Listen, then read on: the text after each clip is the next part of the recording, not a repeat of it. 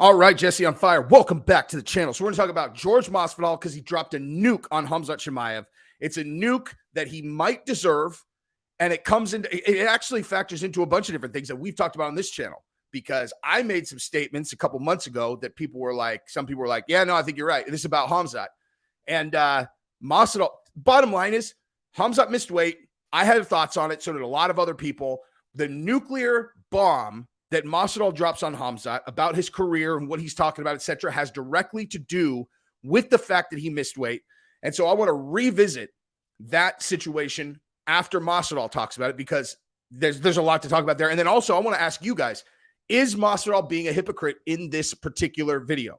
Because he makes very strong statements related to Khamzat that I think potentially maybe could be turned back on him, because the reason that Khamzat is getting the treatment that he's getting also applies to George. So we'll talk about that. You guys can tell me in the comments if you think he's being hypocritical or if the point is complete. Well, the point he's making is certainly legit, but is he also potentially talking about himself? Anyway, we're going to talk about this in a second. I'm not making it I literally started recording this. I watched it again. I was like, I can't do the video without bringing that up to see what my fans think, because you guys are the best MMA community in MMA YouTube. So if you have not subscribed yet, please do that. And then you can be a member of this community as well. Comment what you guys think. Like I said, we're handshaking. I trust you guys to subscribe because that's the cost of watching my stuff. It's free. You click it one time and you don't even worry about it, right? Now, also, I need to thank the sponsor of this video, which is Gold Jiu-Jitsu. Look at this rash guard. This is the cleanest rash guard that I have. I wear gold every day, not because they're a sponsor of mine, because I already wore them every single day before I reached out to them and got them to sponsor me, because I love their gear. Gold BJJ has the best jiu-jitsu gear in the world. I love it. All the people on my team wear it, the ones that are not sponsored by Fuji, who are professionals, who are not allowed to not wear Fuji. But I and the rest of the amateurs roll gold all day long. Gold Jiu-Jitsu. It's in the link. The link's in the description. Literally, you cannot buy a product from them that is not absolutely elite top quality. I love their stuff, dude. I love it. It's in the description. Give them a run. If you are disappointed with their products, I will literally, you can ask me to slam my face into a table and I'll do it, because it's impossible. Anywho, so let's watch this thing and then we will discuss, because Masvidal, as usual, he's got a very passionate way of communicating that makes him very magnetic. You know, hopefully that's the way that I do things, but it makes his points sound very, very strong. And so sometimes you have to really be like, okay, is there anything that he said that needs to be examined more? Because just the way that he talks makes it really sticky. You know what I mean? So let's watch this really quick, and then we will discuss. Ready, set, go. You missed weight by 8.5 pounds. Get the fuck out of here. You're still talking about nobody wants to fight you. And this, go fucking make weight before you talk about fighting, bro. That's the first thing, you know.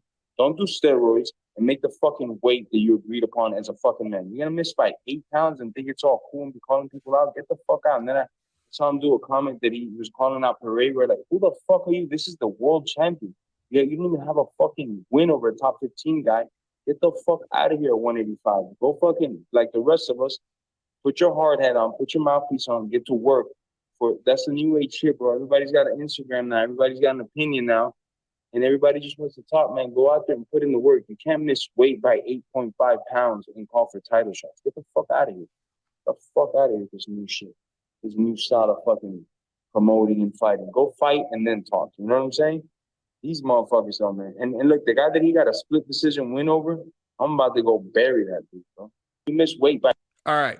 So, first thing that I want to address is what George is... The reason why I had to do this video is because what George is addressing is the complete lack of professionalism, missing weight by 8.5 pounds, right?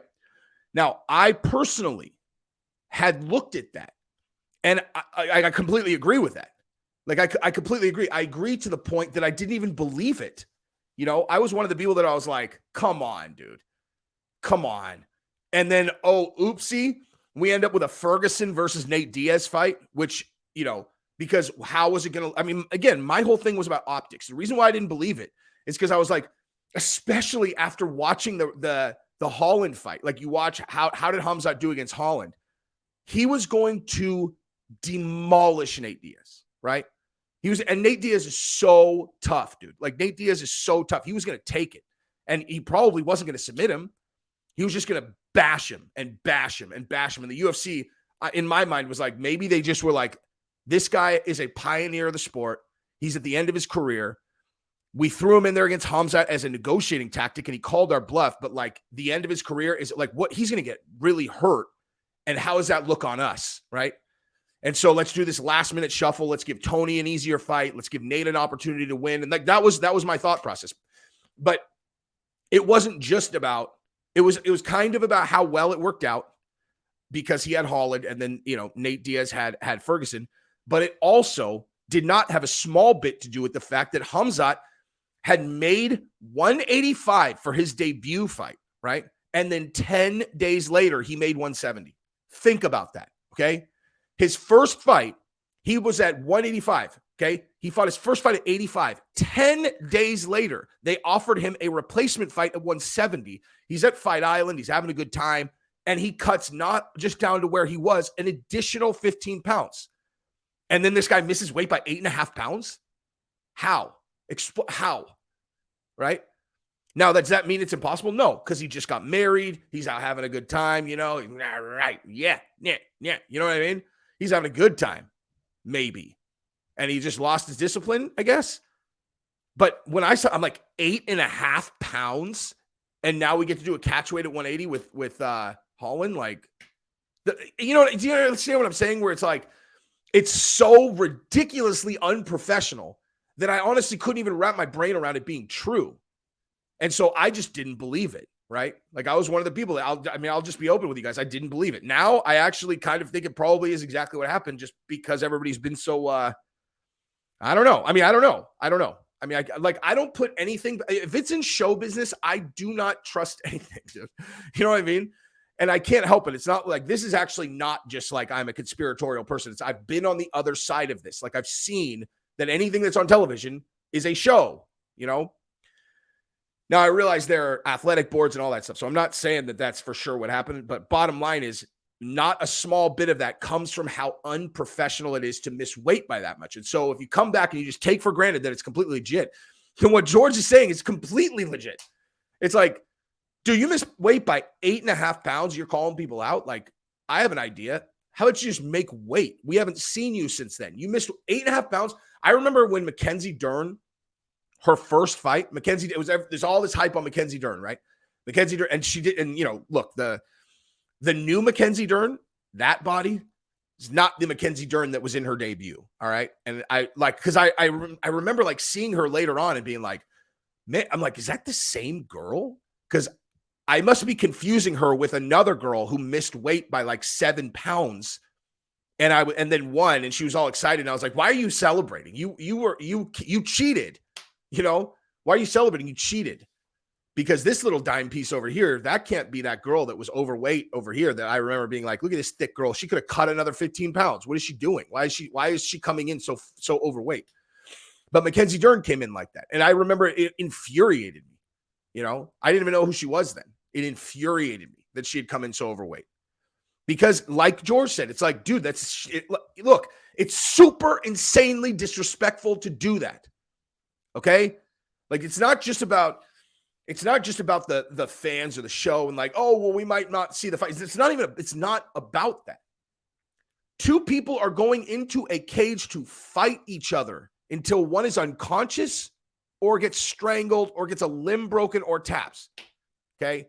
If neither person successfully does that and they go to decision, whatever. But that's the goal. The goal is to seriously hurt the other person. And the rule set that you agree to is, hey, I will come in at 170 pounds. And they're like, so will I. And it's like, all right, good. Like, you can have the organization in the middle of this thing. You have the UFC that's like, yeah, you guys got to come in at 170. But that is incidental. You made a fucking agreement with the person you're fighting to do that.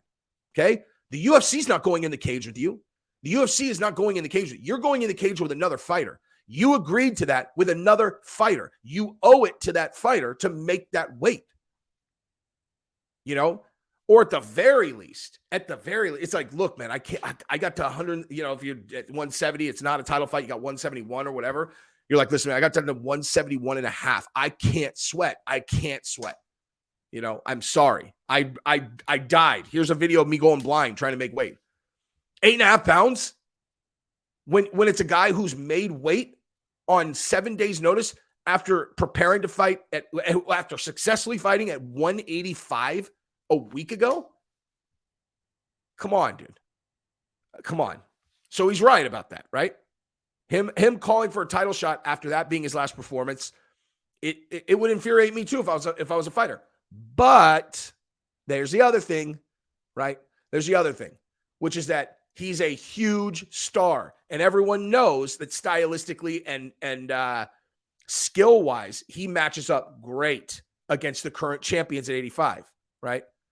And there are a lot of people who want to see him fight. There are a lot of people who want to see him fight. So calling out Pereira, he's the world champion, I get it. But Pereira got fast-tracked to Izzy too. You know, Pereira didn't have to face any wrestlers. Pereira didn't have to face a single wrestler in the top 15. Not someone who specializes in grappling, not one. You think that's an accident? Because it's not, you know. They fast-tracked him because they wanted to do the Izzy fight because that's how the sport works. Khamzat is a huge star. And even though he missed weight 8.5 pounds, they're still going to give him a title. I think he's getting the next title shot. I really do. You know, I really do. I think he's getting the next title shot. And I'm sure that'll infuriate fighters. And then he'll win. And then they won't say anything because he's the champion now, because he beat the champion. Now, the reason why I brought it up with George, I'm like, is he being hypocritical? Is because George has lost 3 straight fights. Now, I'm a huge George fan. I always say, anytime I talk about George, I'm like, dude, Jorge is probably my favorite fighter in the UFC. I love Jorge Masvidal. And so when I say what I'm saying, I'm not saying this because I'm, you know, whatever. I want George to get a title shot if he beats Gilbert Burns. If he starches Burns, that's no small thing at all, dude. That's a big deal. Burns is a boss. Burns is a boss. But nonetheless, he'll be 1-3 in his last 4 fights, and he'll take a title shot all day long. You know what I mean? It's like, hold on. I'm just saying, if there's someone who might benefit from the way it actually works in the UFC versus, you know, throwing out like, oh, go do this, this, and this before you get a title shot. I mean, I'm just saying, maybe you're not the guy, you know? Like, maybe you're not the guy to bring that up because you're about to benefit from the exact same thing. And I'm not pushing back on that. I'm the one who's always trying to tell everybody, you know, like, this is how it actually works. You know, I got into it with MMA Joey the other day because we were talking about this, and he's like, no, that, you know, you know, he's talking about eight straight fights, and, you know, oh, and Shavkat should get it, and da-da-da. I'm like, bro, Jesus, you guys are always doing this. You're always doing the thing where you are talking about this criteria that you wish was the criteria. You wish that was the criteria. I talked about this in my other video that I did about Holly and Cowboy, but it had like a really nasty tone to it because I was mad at those 2 journalists. And so I just pulled it out. Like, I was like, I'm not mad at MMA Joey, like, you know, like at all. So I just pointing out that him and anybody who says, oh, Colby doesn't deserve a title shot, you are literally, you're wrong. He 100% deserves a title shot, as long as you understand the criteria that actually drives the decision makers. You wish that it was just made on you know, number of wins, but it's not. It never has been. It never will be. UFC is a business, okay? If the criteria is not what you're saying it is, you wish it was, but it's not. So you could say, I wish that he didn't deserve a title shot, but you're operating in fantasy land, right?